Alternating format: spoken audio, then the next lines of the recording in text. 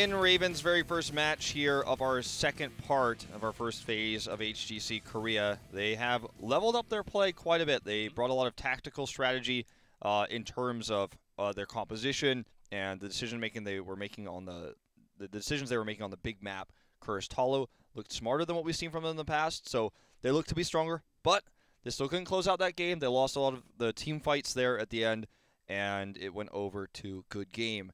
They've got 1 life left in this best of 3, and it's going to be their opponent's map pick. We'll find out what they've chosen going forward. I still lean towards, I was leaning towards the Cursed Hall. Now I'm leaning towards maybe Towers of Doom, perhaps Infernal Shrine, something like that. You're really on top of the predictions of the Battleground today. And also, I also like Raven's theme. They really had the theme. They had the pokes. It was really a poking composition with Li Ming, Asmodan, and H82. Almost enough, but not enough to actually bring any targets down with 0-2 plays. But it fit the Battleground. It really fit the theme, and they try to make it work instead of picking a Falstad or a Dehaka to actually fight to catch up to the global plays.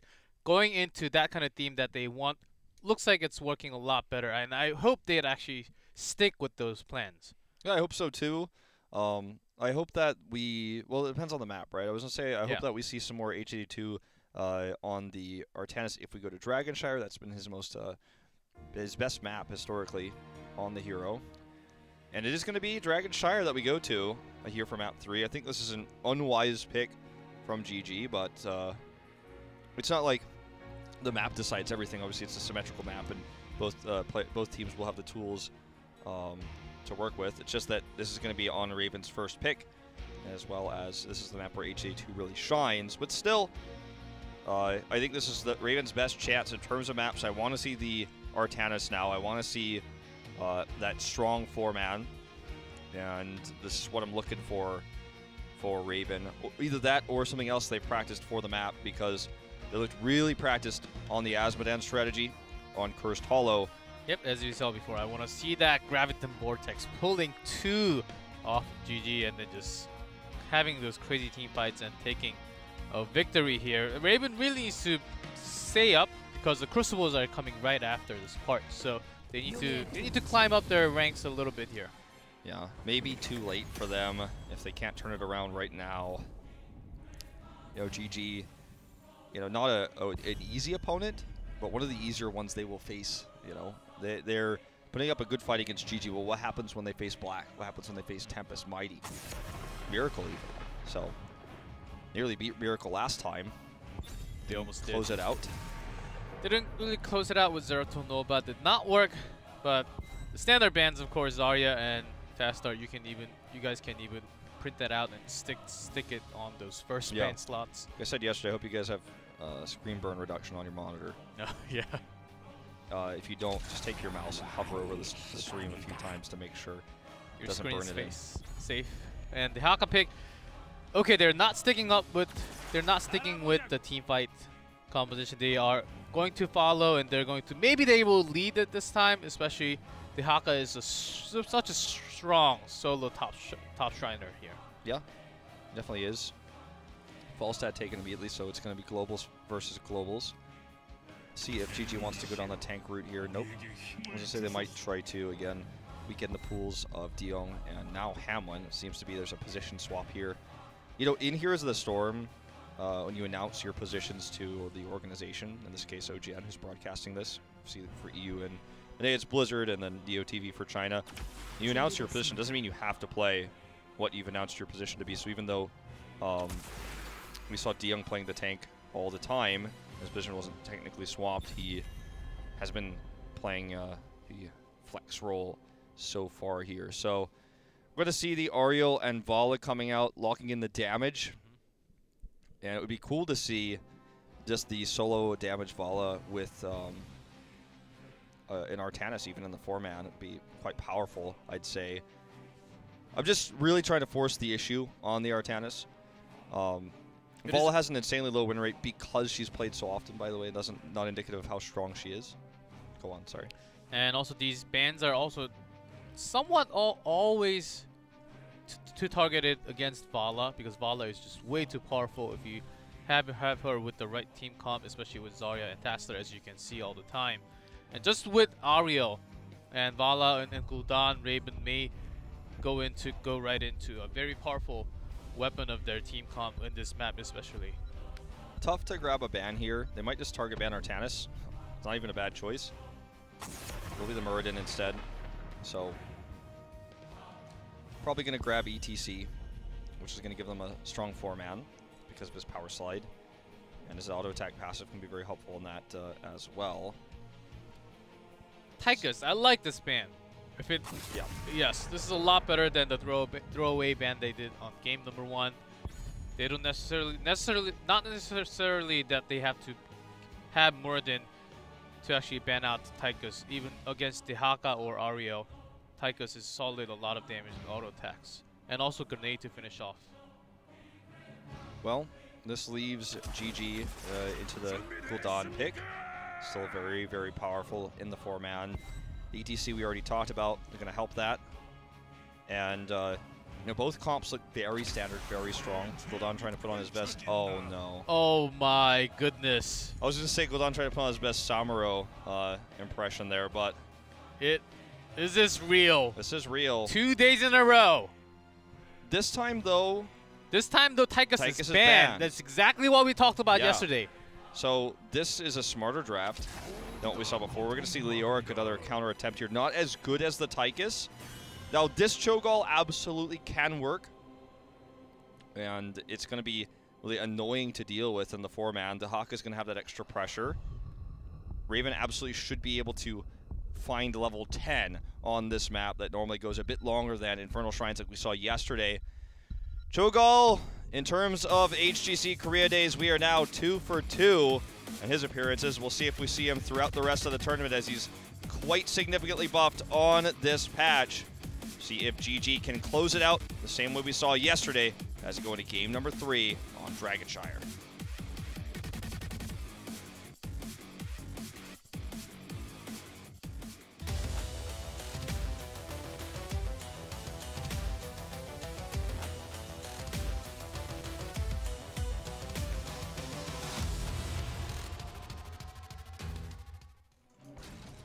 In blue, it is Team Raven, Joju on Ariel, Hammond on Dehaka, NMX on Vala, Diyoung and H82. I imagine H82 on Cho and Diyoung on the Gall, considering he's been playing Flex today. In red, GG, BDG on Falstad, Jaehyun on Malfurion, Good on Leoric, Hooligan ETC, and Ujay on Gul'dan. Okay, it's happening. Yes, and I love the last pick of Leoric, because Leoric is a soft counter to Cho'Gall, of course, with that Drain Hope, taking out the maximum HP off of Cho'Gall. Kind of works like Tychus in a way, taking the percent damage based. Yeah, and there isn't really a counter on the side of Raven for dealing with Leoric, so the potential grabs as well can be really good. You can grab someone after an Aegis, for example. We're going to see this 4-man collapse here onto the Cho'Gall. And body blocks are real. He's dead. He's not getting out of here. See ya. Ouch. Well, that was Cho'Gall's fat, all right? Like, let's be real, okay? Like, in Korea, it's actually really common to talk about weight and stuff, and we're in Korea, and this is HGC Korea, and Cho'Gall's fat, man. He can't fit through there. Just body blocked out. GG. Feels bad, man. Feels bad, man. And that's already actually 2 kills, not just 1. And with that, look at the Gul'dan having this wave clear, and does get caught by their power slide just at the very end, and then Mac does get blown up along with that root connecting right after. Good going for the range increase on his Drain Hope. He's going to build into that because of Cho'Gall, but that also helped secure the kill there onto Vala. So and it is a Q Vala instead. Yeah. But this is really GG using their aggressive composition very well. Daka allows that top shrine to go, so this is going to be a 1-minute 38 Dragon Knight for GG. And look, they have ETC. They could displace, I know Red doesn't like when I say double stun, but they could displace 2 members in a sense with what ETC's power slide can do. He comes in, gets the stun onto Cho'Gall, then displaces him into the fight. We're going to have the auto attack build from Falstad with lifesteal, and eventually build into, you know, maximum lifesteal on the giant killer. So we're going to see this max damage the later the game goes on, really in favor of GG. As we see Corruption actually going to be the take care level 1, the Echo Corruption build coming out for Gul'dan. And I mean, in terms of everything GG is doing, they only had the 1 pick to counter this in the Leoric, but everything else they had already picked, they have prepared well. And they're abusing the fact that they have this strong early game pressure. That's why they got those early 2 kills. And they got that first Dragon Knight, which pushes them ahead in EXP. Yep, they have the CCs with Valkyrie and ETC. They have the global presence with Falstad and the wave clear of Gul'dan. So much burst damage also coming out from all their heroes. So they have a very solid comp along with Lyric to actually take care of some HP off of that Cho'Gall, as we explained before. And in terms of Raven, it's not the fact they are a man down, they have 1 less to rotate around. So when they make those rotations, they really have to be careful because ETC will be around in the camping areas. And the Hawkeye has not really been moving around other than the top. He has been harassed by that Falstad all the time. It's just like in game number 1. Yep, this feels familiar. Level 7 up now for GG. And it's a big spike for the damage. For Falstad, you can just see that increased range on the Drain Hope is so awesome. Lyric's one of my favorite heroes, one of my most played. So I'm glad he's kind of making a return in the meta. In this case, just a counter pick, but you see him a lot in Europe. So here's the power slide, the displacement on the Cho'Gall. And good burrow, actually. Yeah, good burrow some here. Damage. But down on the bot, Cho'Gall takes a lot of damage. And he survives. Tahaka does survive, but this is a winning trade for GG. He's actually going to commit back in. He has a lot of hope. I mean, this works well with the Ariel. We forgot to really describe how strong Ariel works with this comp. This is what Ariel was first used for when she was released, actually. Hyde and Tempest would run the Cho'Gall occasionally. We saw this last year. And we may actually go see Resurrection here. That's a chance, very unlikely, but still reviving both at the same time.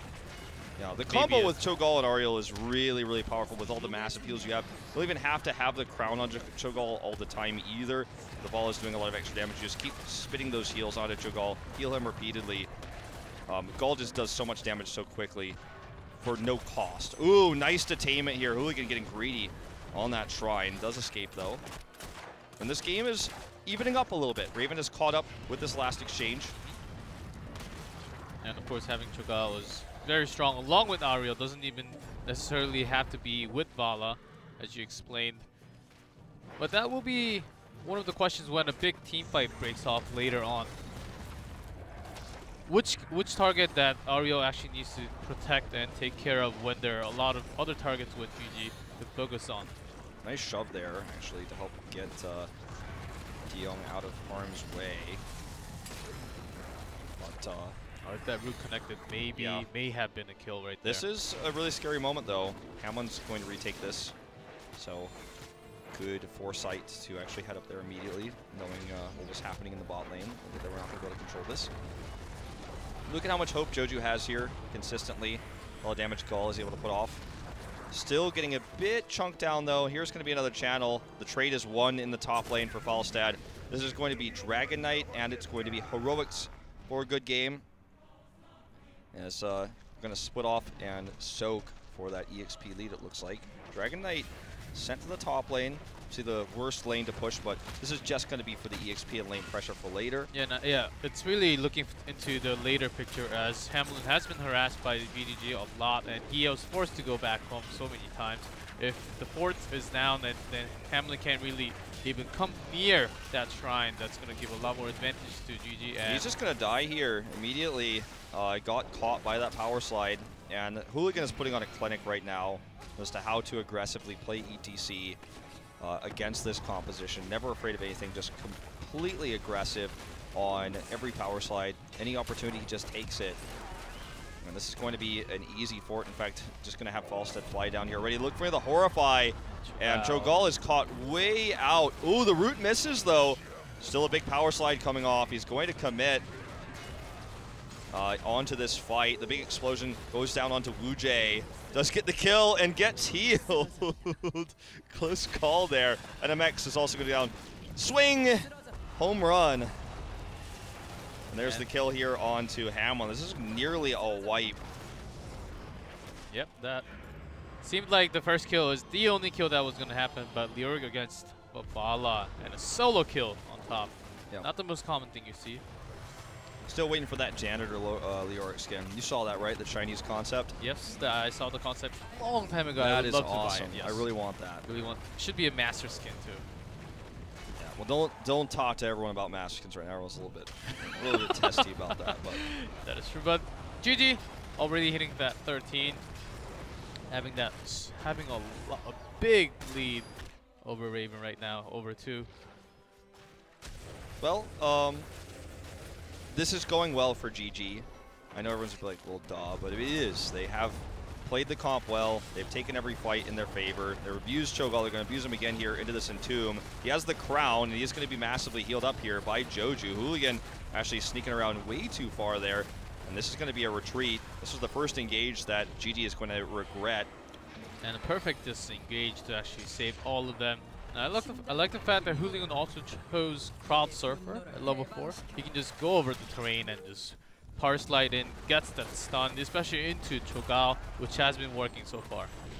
Yeah, it's giving him a lot more angles to work with in terms of getting that power slide in and making that work. So we'll see. Cho'Gall, you know, the heroic, whose name escapes me right now, for Gall that we are seeing charge up. The last time did a massive amount of damage because he was able to channel it and hit everybody, but there was no finish off. There was no potential to get the kills. And that last fight he used it was wasted. It's on cooldown here now as well, something that GG is very aware of. It's got a long cooldown, I think nearly 80 seconds. Big stun here, and Horrify, I should say, not a fear, not a stun. But this is just trying to secure the Dragon Knight. They committed that a lot of resources here. And Power Slide available along with ETC. Does get caught by that Entomb, and BDG just guts Aria only to have Cho'Gall not get healed.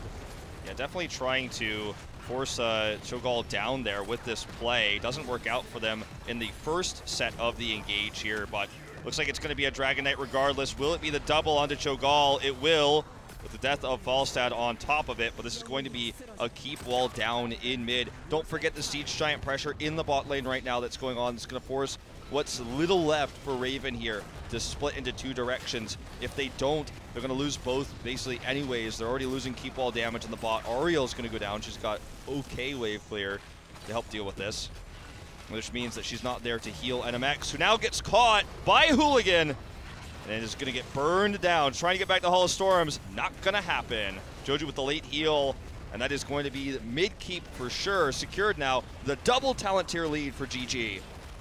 Yep, and right when you say it, the double talent is gone and does catch up to level 13, but still a talent down and 3 levels down. Cho'Gall tries to stall some time, but Keep is already gone. The Haka is actually getting some EXP soaked in the bottom. Look at the damage of BDG as well, with the scaling advantage he has, with the advanced marksman, with Giant Killer, as somehow they got the Cho'Gall kill down here as well off camera. GG is going full dominance right now. It seems to be, perhaps these teams are having a lot of success with Cho'Gall in scrims, but in the pro games, it has been shut down and countered. GG very well versed in how to deal with this. They've likely scrimmed against it. Double keep now. The top lane pressure is real too. They can't really core right now without any more picks. Everyone's about to respawn, but they can paint the map red and take all the camps. They're going to start with a night camp. As you can see, Falstad is even putting on further pressure. Good gets out, can mount. Vala just now completing her quest. Wow. At 11:30. Usually it doesn't take that much time, but still dying a few times and also really forcing herself back as she does not have that protection from Tastar or Zarya. Cho'Gall has been tanking and doing damage from the front line. By the way, a Moonburn or Moonfire build here coming out from Alfurion, picking it up at 13 and 16, the Lunar Shower. So pretty unusual, but definitely can be powerful. You just continue to stack that damage with a really short cooldown onto the Cho'Gall. We see a pull come down here onto Good, but he immediately turns this around. Good Entomb. They're just going to wait for this explosion. It's like Hulin's willing to take the damage. There's the kill. And this should be game, as there's nothing left for Raven to do. Perfect combo, just catching Cho'Gao right in there and making everyone else disengage with that gust. And ETC, of course, with that talent, can go over the terrain. Okay, Horrify here onto Vala to stop all that damage. We do see an Aegis being used here onto Hamlin, but he's going to get burned down here. Okay, maybe barely survives there. Going to commit and chase to him. Doesn't matter. Those Siege Giants we talked about in the bot lane are now all the way on the core, and this is going to be game over. They want to get a few more kills before this happens. Good's going to be a little bit sad as KDA is going to be affected by that death. But this will be game over. GG will knock down the core here. GG will knock down the core here. Yeah. And that is going to be a 3-0 sweep over Team Raven. Team Raven showing some unique strategies, both the Azmodan and Cho'Gall in this best of 5. The Azmodan looked a lot better. The Cho'Gall just feels super directly countered, just as we saw yesterday. Countered in different ways, but at the same time, the ETC play that we saw there from Hooligan was very, very nice. But he was always finding the angle to displace Cho'Gall, to get that extra drain hope. Goods in Tombs were really good, and Falstad built into the answer there in terms of his auto attack, got a lot of seasoned marksman stats. Plus, look, he was sitting in the top lane, somebody was getting solo kills onto Haka, getting so much extra soak. By the end of the game, 17 takedowns, perhaps more at the end. I just remember 17 was a number that was sticking out to me. That means a lot of extra marksman stacks as you get them from takedowns. So he has the scaling advantage. He has giant killer. I mean, the list goes on and on and on. Cho'Gall just doesn't seem viable, despite the fact that you can look at the Ariel pick and say they've got so many hope sources, they've got the healing here, his damage has been increased, he looks to be, a lot stronger than he was before. All right. But there's just too many answers, there's too many counters, there's too many different methods to defeat him, even when you kind of sneak him through the draft. Yeah, which is probably not the way GG planned the draft from the beginning. But props to GG for making all that improv in the middle of the draft and putting out that Leoric, also all the talent builds from ETC and Falstad just to melt down that Cho'Gall, which worked totally fine on this last set of the series.